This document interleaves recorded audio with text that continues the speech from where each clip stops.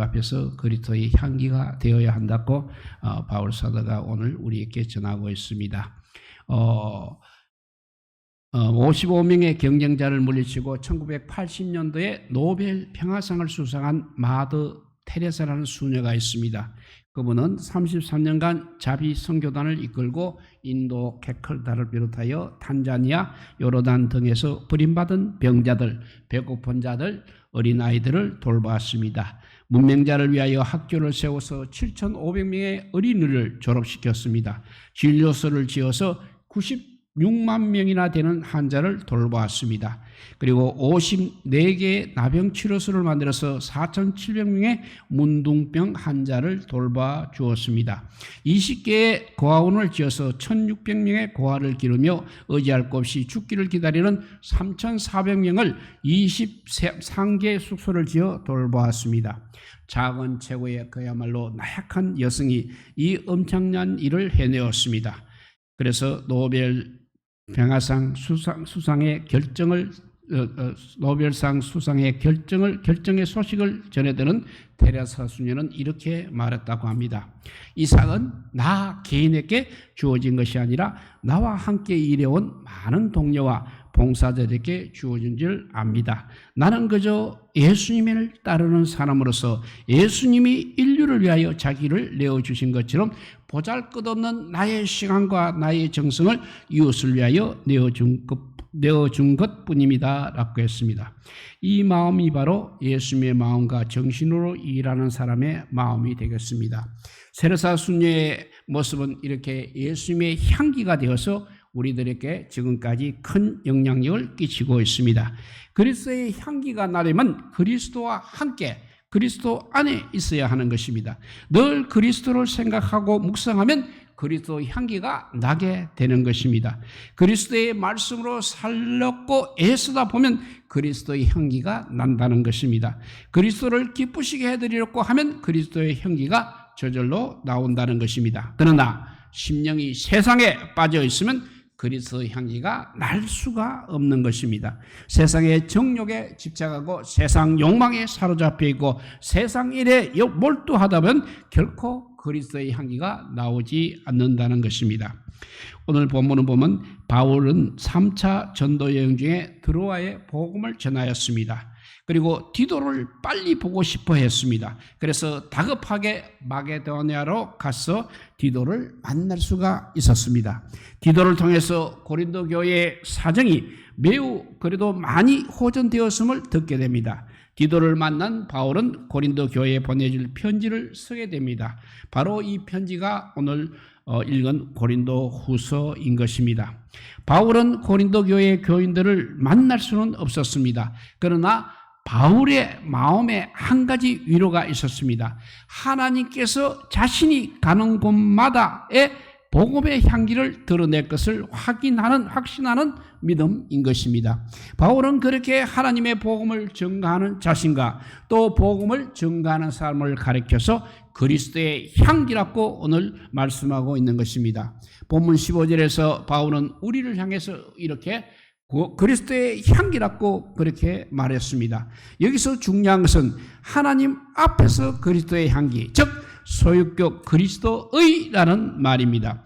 이것은 향기가 나의 것이 아니라 그리스도의 것이며 나로부터 오는 것이 아니라 그리스도로부터 온다는 뜻이 되겠습니다. 내가 도덕적, 인격적 수양을 많이 해서 스스로 얻는 그런 향기가 아니라는 것입니다. 그리스도 예수를 믿어서 오랫동안 교제하였더니 나도 모르게 그리스도의 냄새에 취하고 동화되어서 흘러나오는 향기를 의미하고 있는 것입니다. 모름지기 우리 그리스도인들은 그리스도의 향기를 풍기는 삶을 살아야 하는 것입니다. 과연 그리스도의 향기를 바라는 사람은 어떻게 이루어진다고 했습니까? 첫째로 그리스도로 이겨야 이루어진다고 했습니다.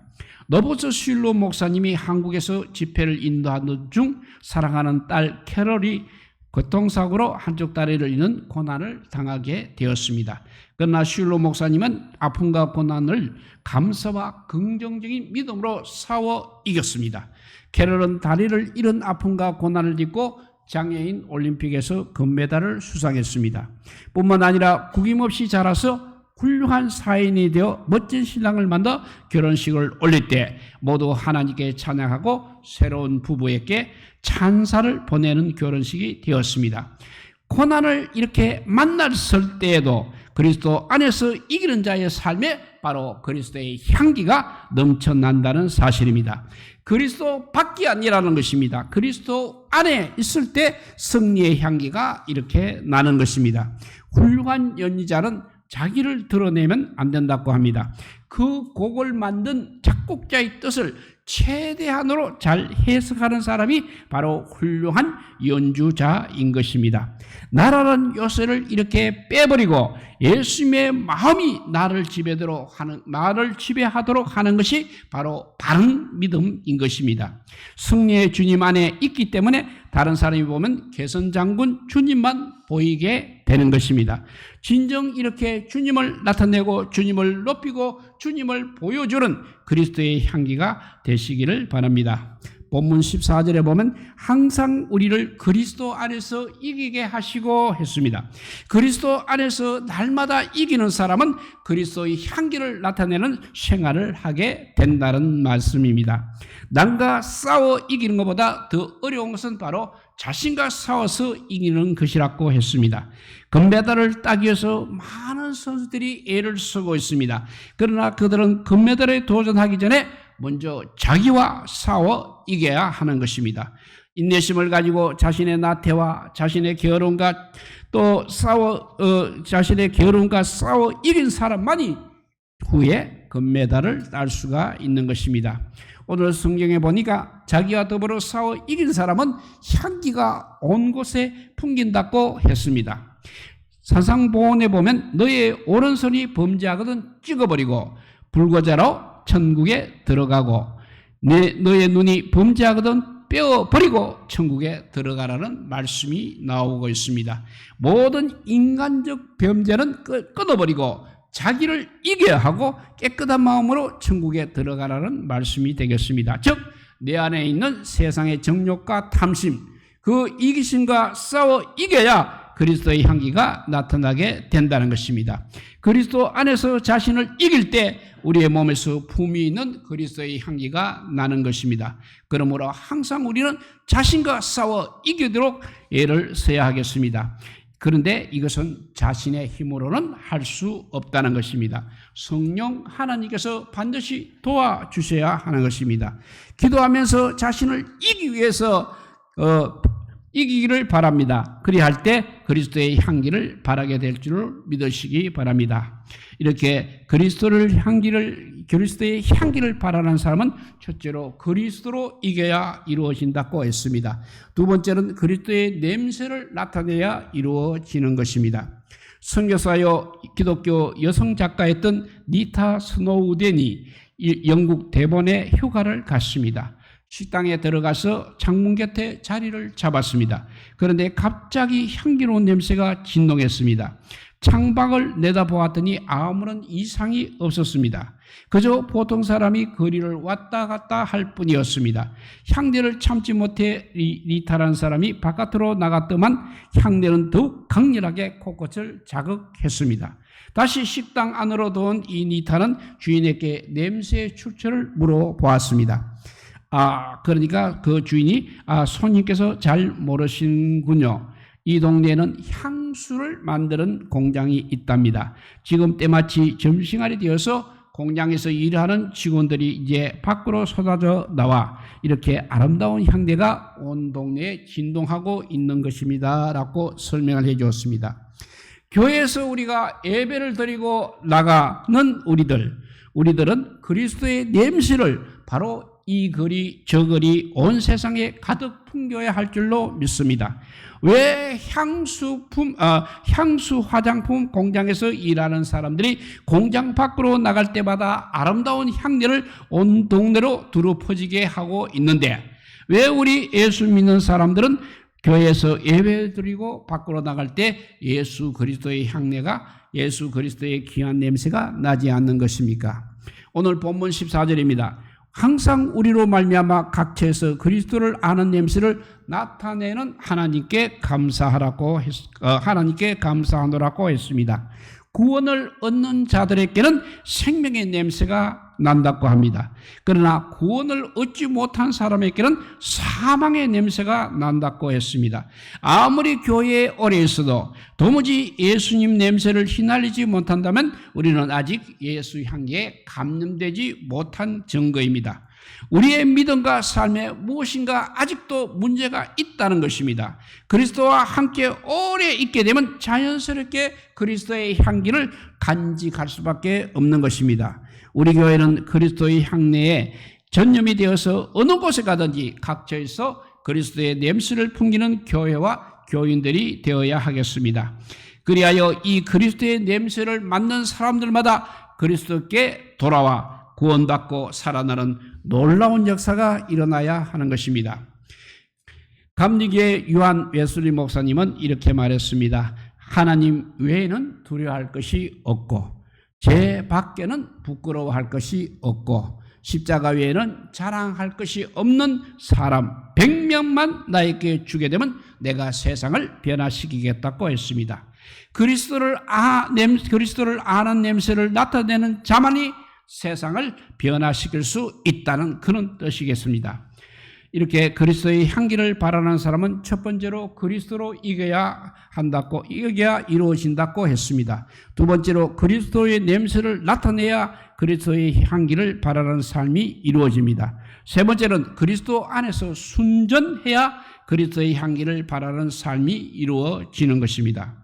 어떤 교수님의 간증입니다. 집에 그 교수님의 집에 파출부를 두었습니다.